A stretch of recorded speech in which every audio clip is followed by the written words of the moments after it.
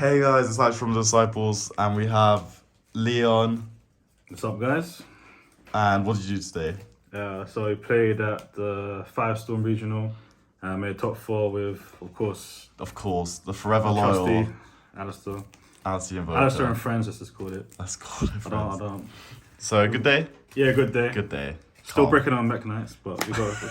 That's what They're the I'm best cards, though, aren't they? No. Right, let's get into it. Cool. So best card, Alistair, of course. Yep. See this card, and your chance of winning are a lot higher. And then to go with them, we're just playing hand traps, which whole point is to go second, stop them from comboing, and then OTK. Yeah. So play 3 Nib, which was amazing. 3 Veiler, which serves other purposes in the deck. With the summon off Hulk to do the Celine combo. And we play small to get to Alistair, and this basically bridges almost everything into Alistair. That's bang. 3 Ash, yep, and then 3 Imperm. So there's still the 12 most generic ones. Would you consider Ghost Ogre or? Not in the main. I'll probably side it, but I'll get to that when we get to the side. Yeah. And then extenders, we got The best ones, right? 2 purple, 2 Yeah. blue, 1 indigo. As you can see, it's been trimmed down. Even And more. I was hiding that 1 purple like all day as well. Oh Because my I was still, those days, the games I lost was bricking on multiple Mekk-KNIGHT. So Yeah. I don't know. I think I'll stick with this and keep siding this out for now. But I might need to try and find a different extender for this. And with Ghost Ogre in the format, they just become so much worse. Yeah, definitely was. Korra Bane was amazing. It's set light stage is the best set rotation target, and you get a level 5 extender. And so whenever you have Alistair and Terraforming, just having this to also have another extender, just summon, free summon, that's nice. And then the bricks, the favorable bricks, Dragoon for Dragoon, Domination Realize. Dragoon just wins games. Literally, bro. And then spells, free meltdown, because you want to see Alistair, and protecting your field spells is always relevant. Them not being able to respond to the Alistair link, super relevant as well. Got asked a couple times, why is Alistair not once per turn, the link? Wait, can they not respond to the link? If you have this on the field, no. Really? Oh, yeah, because it's on summon. It's on summon. Yeah, that's bad. Cool. Free invocation.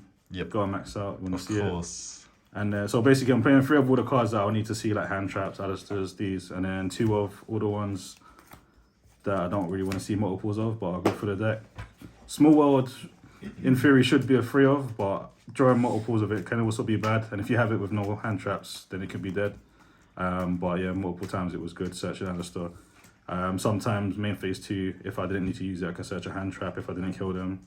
Lightning Storms were good, just either out in monsters or out in back row game 1. No complaints. And then Ready Fusion. It's a fusion summon, so it triggers Alistair Link to keep playing, and you summon the tuner to go into the Hulk combo. So if you don't see Alistair, you still have a way to get to access code to try and push for damage.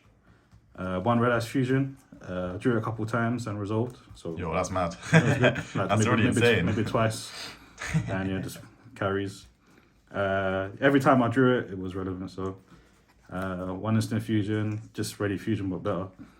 And then light stage, terraforming, set rotation to max out on Alistair's. And this is really good because quite a lot of decks just only set 1 back row, so you could just stun it, or if they have 2 back row, stun it, and then that's 1 interruption you don't have to worry about. I was gonna say, how was live stage today? Was it good? Amazing. Yeah. I think it's a staple. Is it? Because you definitely want to play set rotation to max out on Alistair's, Yeah. and that's just extender and blanket back row. Yeah. Because it's usually like an imperm for Alistair, so that's one less thing you have to worry about. And then extra deck, got tokens. Hang. So we play 2 Macabre.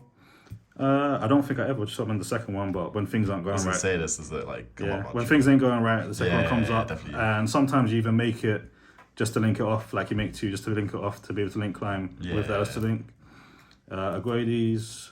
I got sick. Yeah, pops a card on summon, and then if they special summon, it can pop again. Very relevant as well. Good card. Purgatrio, didn't summon this today, but can come up. And then Dragoon for game. There's never summon it going first, but that's also a line if you don't see Alistair to go into Verte to try and have some sort of interruption. And yeah, when you summon this, the burning, destroying monsters burning is just usually always game, especially through because they usually burn the interrupts on Alistair and your extenders, Yeah, and then literally. this just finishes it off. Thousand Eyes, just to be able to clear boards. It's a spellcaster as well, so it works good with Celine to use it multiple times and going into Celine as well. And then the Ready Fusion target for the tuner. I used to play the spellcaster one, but I found that this is just better because it plus Alistair, it goes into a potential OTK combo on its own if there's enough space spell cards between each player's graves.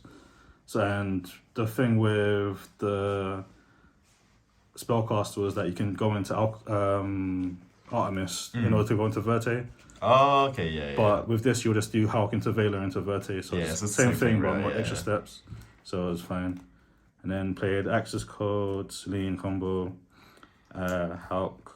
The nice thing about this deck is that you can also get into this combo off of Alistair because he's a spellcaster. Yeah, that's sick. So you don't always have to go down this line. It's safer to go into this and then just spam the invocations and then climb up into Celine this way.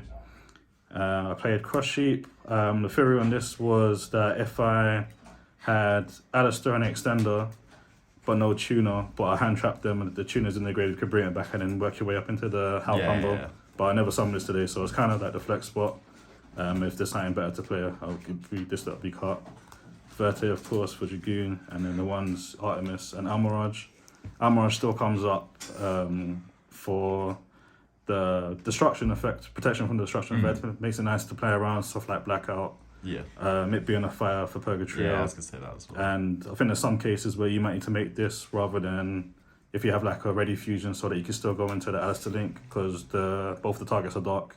Oh, okay, yeah. And this is a spellcaster, one of them is a spellcaster, so in some cases you need this to still make the Alistair link. That makes sense. And then side deck. You any questions on extra? Yeah, Raging come up or nah? Nah, the Raging was literally in the deck just for Flunders, but then I realised that there's no wins in grave. Yeah. The best I can do is crash into a barrier statue, then make Raging main phase 2, which might be alright, but it's not good enough. I was playing it last format, and I was also playing Phoenix because IO was in the format.